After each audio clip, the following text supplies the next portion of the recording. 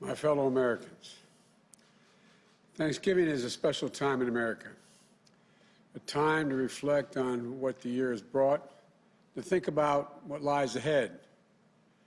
You know, our first National Day of Thanksgiving, authorized by the Continental Congress, took place on December 18, 1777. It was celebrated by General George Washington and his troops at Gulf Mills on the way to Valley Forge.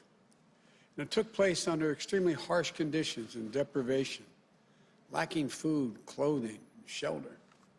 They were preparing to ride out a long, hard winter. And today, you can find a plaque in Gulf Mills marking that moment. Here's what the plaque reads. It says, "This Thanksgiving, in spite of the suffering, showed the reverence and character that was forging the soul of a nation." Forging the soul of a nation. Faith, courage, sacrifice, service to country, service to each other, and gratitude even in the face of suffering have long been part of what Thanksgiving means in America. You know, looking back over our history, you see that it's been in the most difficult circumstances that the soul of our nation has been forged. And now we find ourselves again facing a long, hard winter. We fought a nearly year-long battle with a virus that has devastated this nation. It's brought us pain and loss and frustration. And it's cost so many lives.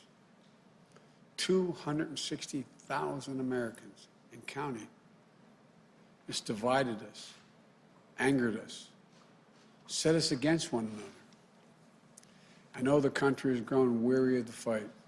We need to remember we're at war with a virus, not with one another, not with each other. This is the moment where we need to steel our spines, redouble our efforts, and recommit ourselves to the fight. Let's remember, we're all in this together. Sounds trite to say it, but we're all in this together. For so many of us, it's hard to hear this fight isn't over. We still have months of this battle ahead of us. For those who have lost a loved one, I know that this time of year can be especially difficult. Believe me, I know. I remember that first Thanksgiving, the empty chair, the silence takes your breath away. It's really hard to care. It's hard to give thanks. It's hard to even think of looking forward. And it's so hard to hope. I understand. I'll be thinking and praying for each and every one of you at this Thanksgiving, at your Thanksgiving table, because we've been there. This year we're asking Americans to forego so many of the traditions that we've long made in this holiday, which made it so special. For our families, for 40-some years, we've had a tradition of traveling over Thanksgiving. Tradition that we've kept every year save one, the year our son Bo died. But this year, we'll be staying home. We've always had big family gatherings at Thanksgiving. Kids, grandkids, aunts, uncles, brothers, sisters, and more. For the Bidens, the days around Thanksgiving have always been a time to remember all we had to be grateful for, and a time to begin to think about Christmas and begin even to do the Christmas list. But this year, because we care so much for each other, we're going to be having a separate Thanksgiving. For Jill and I, we'll be at our home in Delaware with our daughter and our son-in-law. The rest of the family will be doing the same thing in small groups. So I know how hard it is to forego family traditions. But it's so very important. Our country is in the middle of a dramatic spike in cases. We're now averaging 160,000 new cases a day. And no one will be surprised if we hit 200,000 cases in a single day. Many local health systems are at risk of being overwhelmed. That's the plain and simple truth. Nothing made up, it's real.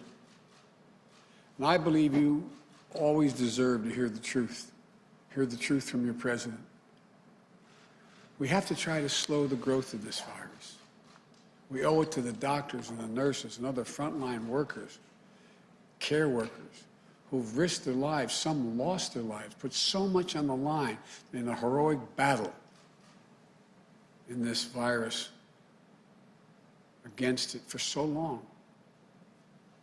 You know, we owe that to our fellow citizens who need access to hospital beds and care to fight this disease. We owe it to one another.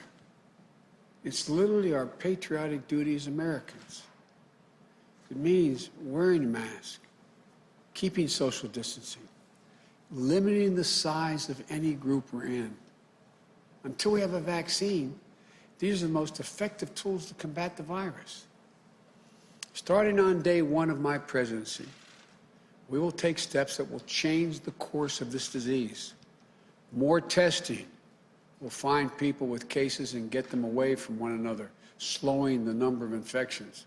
More protective gear for businesses and our schools to do the same, reducing the number of cases. Clear guidance will get more businesses and more schools open. We all have a role to play in beating this crisis. The federal government has vast powers to combat the virus. And I commit to you, I will use all of those powers to lead a national coordinated response. But the federal government can't do this alone. Each of us has a responsibility in our own lives to do what we can do to slow the virus. Every decision we make matters. Every decision we make can save lives. None of these steps we're asking people to take are political statements. Every one of them is based on science, real science. Now, the good news is there has been significant record-breaking progress made recently in developing a vaccine. And several of these vaccines look extraordinarily effective. And it happens that we're on track for the first immunization to begin by late December, early January. Then we'll need to put in place a distribution plan to get the entire country immunized as soon as possible, which we will do, but it's going to take time. I'm hoping the news of the vaccine will serve as an incentive to every American to take these simple steps to get control of the virus. There's real hope, tangible hope. So hang on. Don't let yourself surrender to the fatigue, which I understand it is real fatigue. I know we can and we will beat this virus. America's not going to lose this war. We'll get our lives back. Life is going to return to normal, I promise you. This will happen. This will not last forever. So yes, it's been a really hard year, particularly hard for over 250,000 people and their families. But I still believe we have much to be thankful for. There's so much to hope for, much to build on, much to dream of. Here's the America I see, and I believe it's the America you see as well. America that faces facts, an America that overcomes challenges, an America where we seek justice and equality for all people, an America that holds fast to the conviction that out of pain comes possibility, out of frustration comes progress, and out of division, unity. You all know in our finest hours, that's who we've always been, and that's who we shall be again. For I believe that this grim season of division, demonization, is going to give way to a year of light and of unity. Why do I think so? Because America is a nation not of adversaries, but of neighbors. Not of limitations, but of possibilities. Not of dreams deferred, but of dreams realized. I've said many times that this is a great country. We are a good people. This is the United States of America. And there's never been anything we've been unable to do when we've done it together. Think of what we've come through as a nation. How many things we've come through? Centuries of human enslavement, cataclysmic civil war, exclusion of women from the battle box, world wars, Jim Crow, the long twilight struggle against Soviet tyranny that could have ended not in the fall of the Berlin Wall, but in nuclear Armageddon. Look, I'm not naive. I know that history is just that, history. But to know what came before, what's come before, what's happened before, can help arm us against despair. Knowing that previous generations got through the same universal human challenges that we face. The tension between selfishness and generosity, between fear and hope, between division and unity. And what was it that brought the reality of America into closer alignment with the promise of reality, justice, and prosperity? Sounds corny, but it was love, plain and simple. Love of country. Love of one another. We don't talk much about love in our politics. The political arena is too loud, too angry, too heated. To love our neighbor as ourselves is a radical act. It is what we're called to do. We must try. For only in trying, only in listening, only in seeing ourselves as bound together in what Dr. King called the mutual garment of destiny, can we rise above divisions and truly heal. Look, we all know America's never been perfect, but we've always tried to fulfill the aspiration of the Declaration of Independence, that all people are created equal, created in the image of God. And we've always sought to form a more perfect union. What should we give thanks for this season? Well, first, let's be thankful for democracy itself. In this last election, the one that just took place, we've seen record numbers of Americans exercise their most sacred right, that of the vote, to register their will at the ballot box. Think about that. In the middle of a pandemic, more people voted this year than have ever voted in the history of the United States of America. Over 150 million people cast a ballot. Simply extraordinary. Many of them waiting in line 5, 6, 7, 8 hours to vote. If you want to know what beats deep in the heart of America, it's this: democracy. The right to determine our lives, our government, and our leaders. The right to be heard. Our democracy was tested this year. And what we learned is this: the people of this nation are up to the task. In America, we have full and fair and free elections. And then we honor the results. The people of this nation and the laws of the land won't stand for anything else.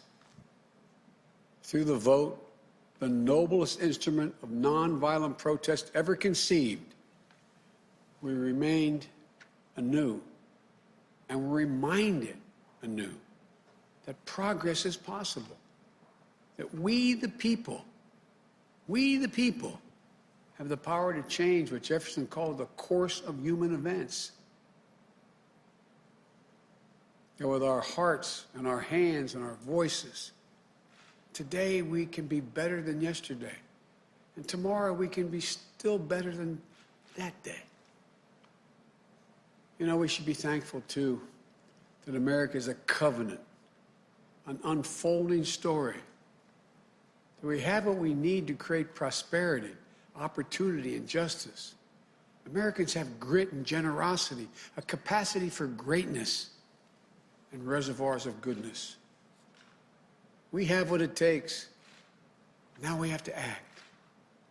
This is our moment, ours together, to write a newer, bolder, more compassionate chapter in the life of the nation. The work ahead is not going to be easy. It will not be quick. You want solutions, not shouting. Reason, not hyperpartisanship. Light, not heat. You want us to hear one another again, see one another again, respect one another again. You want Democrats and Republicans and independents to come together and work together. And that, my friends, is what I'm determined to do. Americans dream big. As hard as it may seem this Thanksgiving, we're going to dream big again. Our future is bright. The fact I've never been more optimistic about the future of America than I am right now. I, honest to God, believe the 21st century is going to be an American century. We're going to build an economy that leads the world. We're going to lead the world by the power of our example, not just the example of our power. We're going to lead the world on climate and save this planet. We're going to find cures for cancer and Alzheimer's and diabetes. I promise you. We're going to finally root out systemic racism in this country. And this Thanksgiving, in anticipation of all the Thanksgivings that come, let's dream again. Let's commit ourselves to thinking not only of ourselves, but of others as well. For if we care for one another, if we open our arms rather than brandishing our fist, we can, with the help of God, heal. And if we do, and I'm sure we can proclaim the psalmist, with the psalmist who wrote these following words: "The Lord is my strength and my shield, and with my song I give thanks to him." I give thanks now for you, for the trust you've placed in me. Together, we'll lift our voices in the coming months and years, and our song shall be of lives saved, breaches repaired, a nation made whole again.